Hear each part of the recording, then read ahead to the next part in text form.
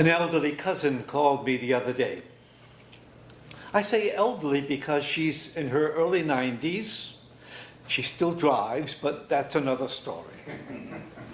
Leo, that's me. Did you hear about the woman who had a vision and was told we could expect a second surge in the pandemic and it would come to us from China? It was in the Pilot. Do you get the Pilot? Well, the Pilot is the newspaper for the Archdiocese of Boston. She called me again. Leo, Connie, another cousin, said, well, no, the article appeared in an Italian newspaper in Rome.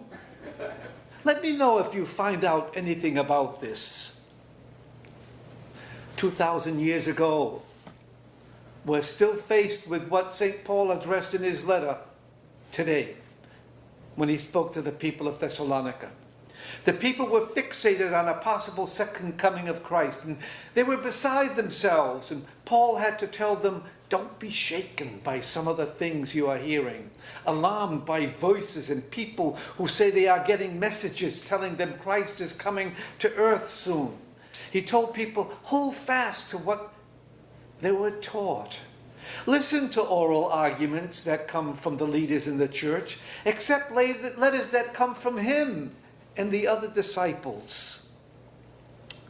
Sounds to me that what he told people 2,000 years ago is also what some people need to hear today. However, they need to hear it in the manner that Paul expressed it. He acknowledged the seriousness of their concerns, offered encouragement and reassurance that all would be well. He concluded with words of encouragement and hope that God would strengthen them in every good deed and word. And as for my cousin, well, I'll wait until her next call, and probably by then she will have forgotten about the woman and the prediction about the pandemic. In the gospel today, Jesus also addressed the concern that Paul addressed in his letter. Jesus was telling people, beware of wolves in sheep's clothing. Even today, there are far too many examples of supposedly good men and women exploiting others, particularly the vulnerable.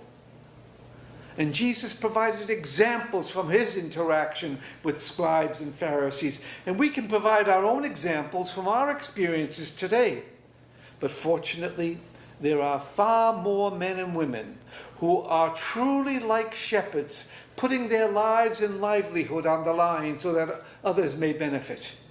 This pandemic has made heroes of them, from garbage collectors to the nurses, and millions more like them in between, who give evidence of mercy and compassion in their interactions with others. We possess a rich tradition. We are a holy people, and God will strengthen us both if we hold fast and pray every day.